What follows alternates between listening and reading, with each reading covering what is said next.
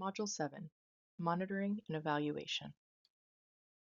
Module 7 is the third of the practice modules and the last module in this toolkit.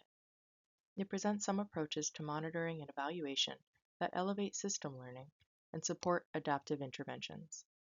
This toolkit has been an effort to capture our learning from the early stage systems change initiative with the Fred Hollows Foundation. Rather than an exhaustive exploration of the theories or concepts related to systems change, it introduces the prominent ones that informed our decision-making.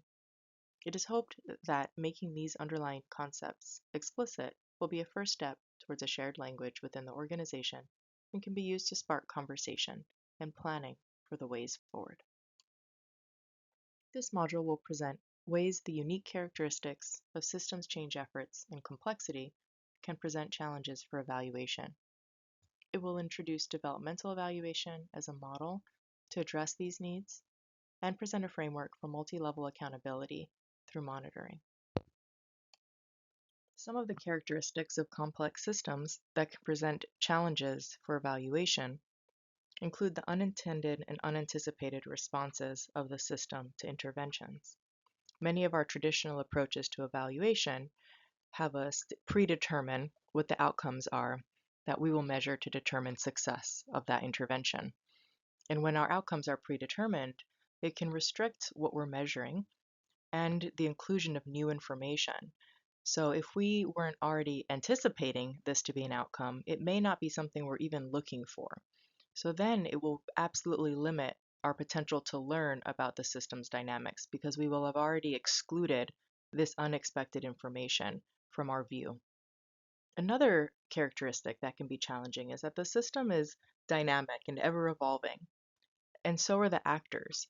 And so while there are different stakeholders, different sectors that are relevant, different policies in the system, different dynamics that are occurring, learning has to be an explicit goal of our programs.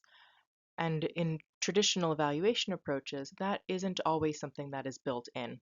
It may be something that is done as a byproduct of failure. So if something doesn't go as we expected, we may see that as an opportunity to learn.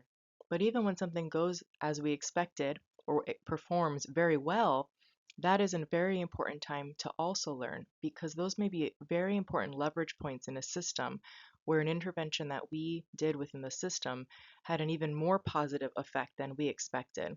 So that is something we would want to understand more through our theory of change to see why that had that effect. And if there's something we can replicate, then we would want to invest in that to potentially have even larger and more sustainable positive effects. Another aspect of these systems and the programming that we do, interventions within these systems, are that reflection and intentionality is very important in our decision making about the boundaries that we draw around our programs, our decisions, and our intervention targets. This was evident in Module 6, where we discussed the simplified example of program planning around the eyeglass distribution program.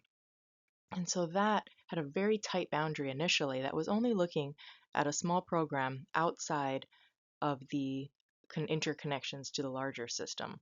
And so without reflection or intentionality around that, a program could be designed and evaluated and determined to be successful or unsuccessful without really recognizing that that intentional decision very early on to draw our closed, tight boundaries around this program really limited the sustainability and transformative potential of the program. And once we stepped back and thought about the boundaries, made them larger, brought in different perspectives, discussed other dynamics that might influence our outcomes, the multiple components of our intervention grew, as well as the potential for us to have more sustainable impacts and having a broader consideration of outcome measures that would need to be included.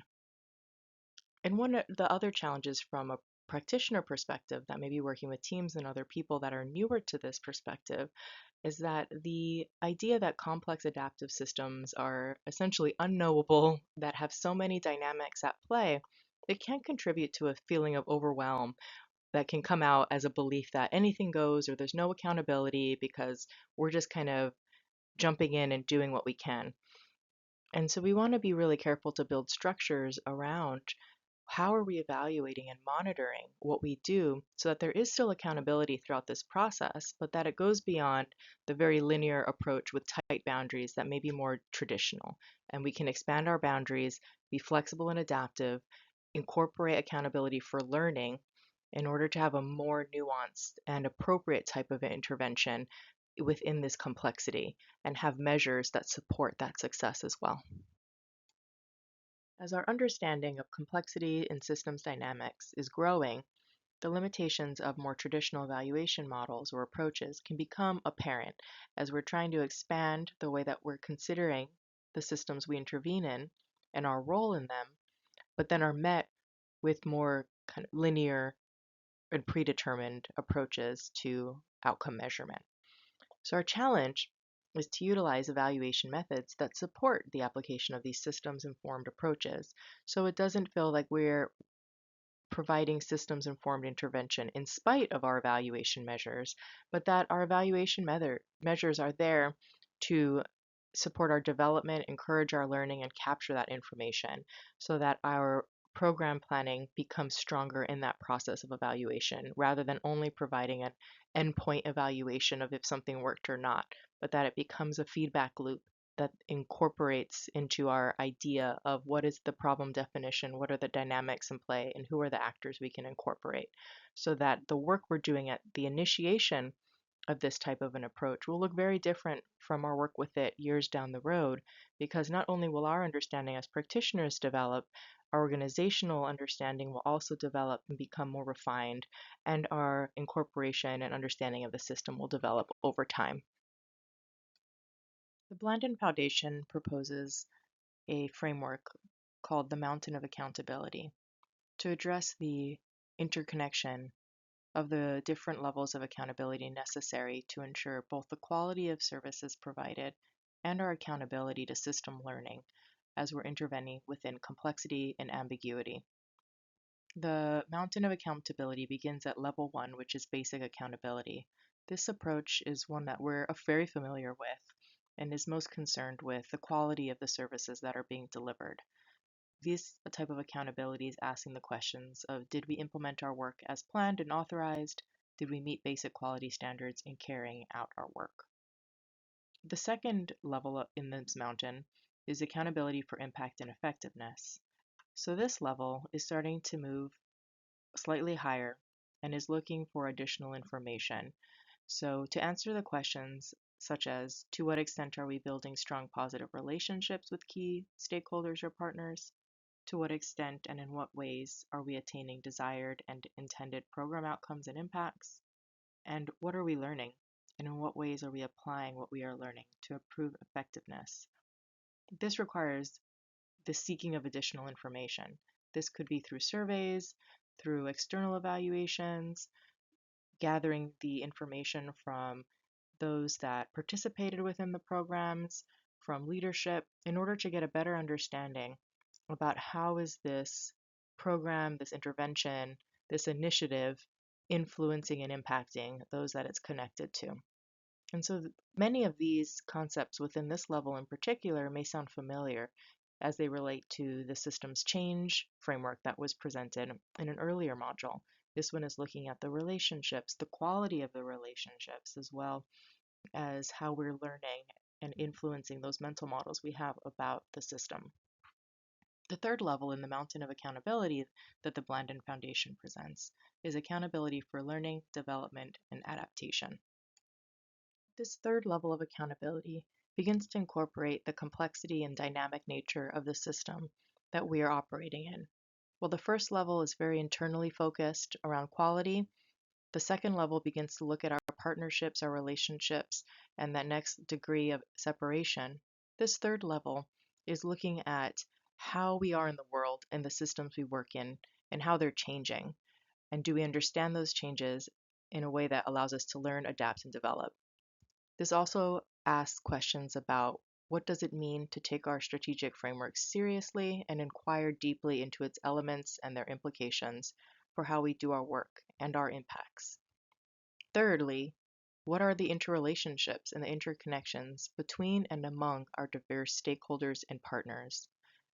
As you can tell from the language of these questions, within this level of accountability, it is starting to inquire and capture information about these dynamics, about the unpredictability, and seeking to understand how these levels of factors can be influencing the work that we're doing. In difference to the other levels, the techniques necessary to explore some of these questions include deep reflective practice, developmental evaluation, and really focusing on those systems change and innovation concepts that have been introduced throughout this toolkit. So what is developmental evaluation? One of the prominent scholars around developmental evaluation states, at its essence, developmental evaluation is about dynamic reframing, seeking to articulate, test, inform, and reframe the mental models of the actors for the system that they are operating in and the ways they have been and could be influencing it, so as to realize their intent. An important shift within developmental evaluation from more traditional evaluation approaches is that developmental evaluation views the system as the target of evaluation.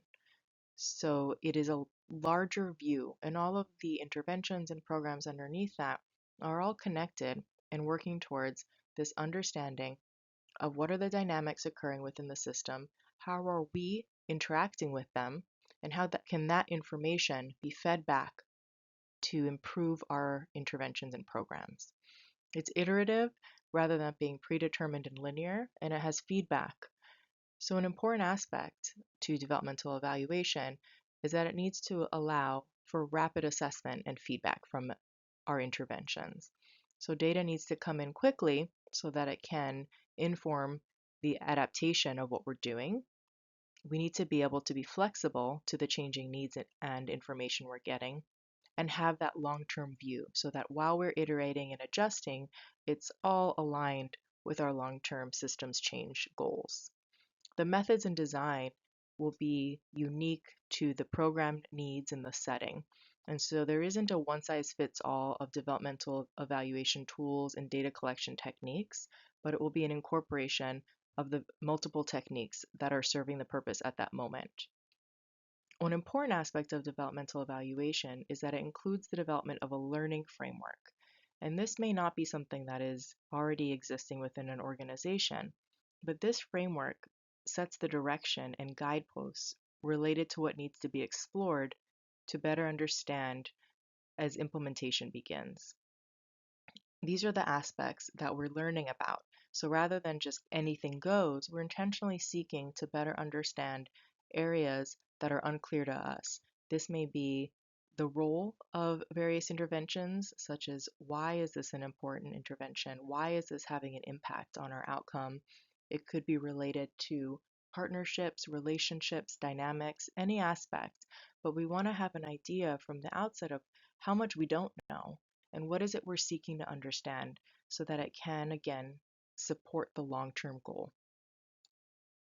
Some important notes around developmental evaluation in partnership with other evaluation efforts within an organization is that it doesn't require a complete restart because it doesn't replace all other forms of evaluation, but it can be integrated to support systems change initiatives, particularly work within complexity that requires innovation and adaptive responses to new information. There may be some more mechanistic programs, such as those that would fall within the category of simple or complicated in the Cynefin framework, that could benefit from a more summative or formative evaluation. These may be projects that are around healthcare quality improvement and are more focused on that level one of accountability and quality, in addition to the learning that could improve and incorporate into the larger systems knowledge. And so it could be a supplement, but that at the core, there may be some very specific outcomes that are being measured to ensure that the quality is up to the standards. And lastly, an overarching developmental evaluation framework can provide a space for learning from the interventions that will inform other decisions that are ultimately in support of this long-term systems transformation effort. And so the perspective of the developmental evaluation is one that very much aligns with these systems thinking and complexity concepts that have been discussed.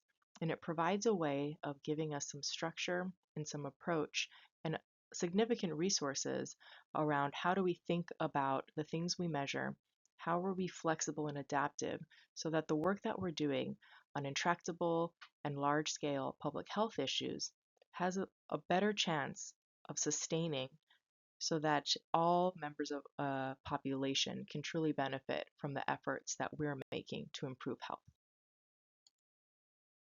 The information that was introduced in this module was very superficial, and there's significant information available around the nuance and different ways of approaching evaluation for work within complexity.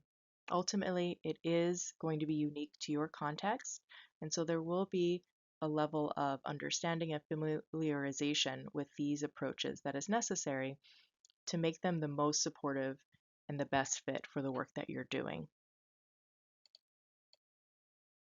This was the final module of this toolkit. The next step is the application of your learning and action to apply these concepts and these perspectives to the work that you do. Thank you so much for your time.